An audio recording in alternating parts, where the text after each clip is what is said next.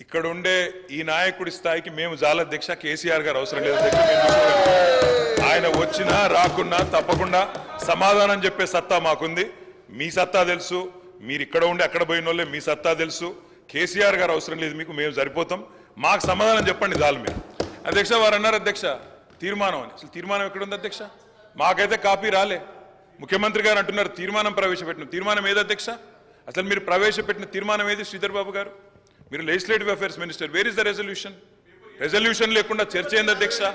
అసలు ఈ షార్ట్ డిస్కషనా రెజల్యూషనా ఏం పెడుతున్నారో కూడా తెలియకుండా హౌస్ నడుపుతున్నారు ఇప్పుడు గౌరవ ముఖ్యమంత్రి గారు స్టేట్మెంట్ చేశారు స్టేట్మెంట్ చేసి మీ అభిప్రాయాలను తీసుకొని చాలా డెమోక్రటిక్గా పోతా ఉన్న సందర్భం మీరు డెమోక్రసీ వద్దు డెమోక్రటిక్ పోవద్దు అంటే మేము స్పెసిఫిక్గా తీర్మానం చేస్తాం దాని పరంగానే దాంట్లోనే మీరు ఆ అంశాల విషయంలోనే మేము డెమోక్రటిక్గా ఒక స్టేట్మెంట్ చేశాం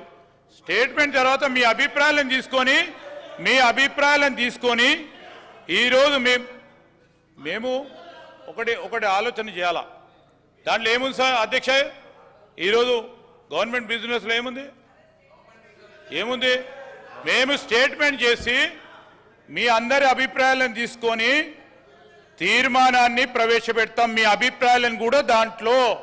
పరిగణనలోకి తీసుకొని తీద్దామని ఆలోచన చేస్తే వద్దు అంటే ఇప్పుడే పెడతాం 5 నిమిషాలు బ్రేక్ ఇవ్వండి అధ్యక్ష ఇప్పుడే తీర్మానం పెడతాం అదే తీర్మానం ప్రకారం పోదాం యూనిలాటరల్గా మీరు అనేక సందర్భాల్లో తెలంగాణ రాష్ట్ర ప్రభుత్వం ఆ రోజు తీర్మానం పెట్టాం యూనిలాటరల్గా పోకుండా డెమోక్రాటిక్ స్పిరిట్లో మీ అభిప్రాయాలను తీసుకొని పోదాం అంటే వద్దంటే ఎట్లా వదిలేద్దాం 5 నిమిషాలు బ్రేక్ ఇవ్వండి సార్ అధ్యక్ష మేము రెజల్యూషన్ పోయి చేస్తాం